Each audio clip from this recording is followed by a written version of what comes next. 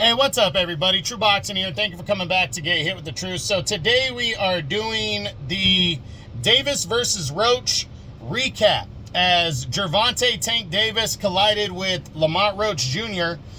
For the WBA Lightweight Championship of the World in the main event of an Amazon Prime pay-per-view card that took place this past Saturday, March 1st. Now, before we get into that, if you could smash the like button, leave a comment, or subscribe to the channel, I really do appreciate any and all support that I can get as I continue to build my channel here. So, a lot of opinions about this fight. It just happened a couple days ago, so I've been reading a lot of what people saw, what they thought. I didn't see the fight live. I went back and watched the highlights. I wasn't paying $80 for that fucking pay-per-view. But, definitely ended up being better than I expected, Lamont Roach, I mean, what can you say? He took Tank Davis's shots for 12 rounds, which is rare. I honestly didn't think Roach could go the distance. But I honestly feel like Davis was overlooking Lamont Roach Jr. big time. I really do feel that way. I put Roach on the level of Hector Luis Garcia because those guys essentially should have had a draw against each other, which was just a year and a half removed. That was in, November of 2023 when they fought, and Roach took a controversial decision over Hector Luis Garcia because of a knockdown that shouldn't have been ruled a knockdown. Because of that, Roach walked away with a 1-point victory to become the WBA champ. But 9 months prior to that, or 10 months, Hector Luis Garcia moved up to lightweight and challenged Tank Davis and got destroyed, losing by a TKO in the 9th round. But the difference here is that Tank had the major fight on the horizon of Ryan Garcia when he fought Hector Luis Garcia. He knew Ryan was next, that he had to take Hector Luis Garcia serious, or else he wouldn't get the monster showdown with Ryan Garcia, or it wouldn't be as big. So, going into this one, Lamont Roach, in my opinion, wasn't even on a Frank Martin level. And Frank Martin, I thought, could give Tank some problems, and he did. But that's the thing, is Tank is not a guy that cannot be outboxed and outworked. He picks his shots, he sets you up, and he knocks you out for the most part. But that doesn't mean he's winning a fight whenever it happens. There's been plenty of times now that Tank has been behind in a fight or dead even in a fight, and this fight was close. I mean, you go and look at the stats, and you look at the fight itself, a lot of close rounds.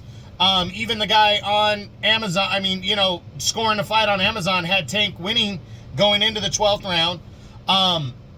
But we're going to talk about the knockdown, the supposed knockdown.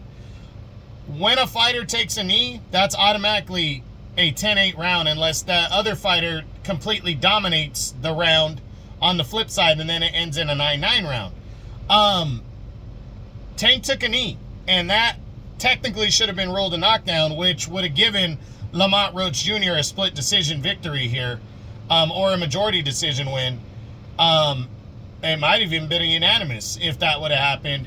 But the point is he would have won the fight and become the new lightweight champ. So, did he get robbed in terms of, did he get robbed in terms of how close the fight was? From what I've seen and read, and the highlights and the numbers, mashing them all together, this was a close fight. That's what. So in terms of, did he get robbed in a close fight? No. Did he get robbed because of bad call on the knockdown? Yes. But it's funny. It's almost like karma came back to eat him up, because Hector Luis Garcia got robbed of the knockdown in their fight a year and a half ago. And that should have never been ruled a knockdown. It shouldn't have. And it was bullshit that it was. And that's why Lamont Roach became the junior lightweight champ to begin with, because of that knockdown. So it's funny how it all comes full circle. But at the end of the day, Lamont Roach totally overachieved in this fight. And he probably guaranteed himself a rematch with Tank, which is monstrous because Tank is a big name. And now he's going to get that secondary payday. Probably going to give up his junior lightweight title now. Hey now. Because he's proven that that he can fight at this weight class, you know, for sure. So, yeah, you know, Hey now. I think that's what's going to go on. I think they're going to have a big, Hey now. you know, I think they're going to have a rematch later on, and it's going to be good. So, you know, big ups to Lamont Roach. Tank, I don't think this was an exposure of Tank. I honestly think Tank was overlooking Roach. I think fully trained, ready to go. We're going to see what both these guys are really made of in their rematch. And I do think that's the direction it's going to go. But if that hasn't been officially announced or whatever, by the time I'm ready to do a What's Next video, both guys will get a What's Next video, and we'll see what's going on from there. But that's it. That is what I got. That is my Tank Davis versus Lamont Roach Amazon Prime pay-per-view recap from their WBA lightweight title fight that took place in the main event of the Amazon Prime pay-per-view on March 1st. I hope you enjoyed the video. If you did, smash the like button, leave a comment, or subscribe to the channel.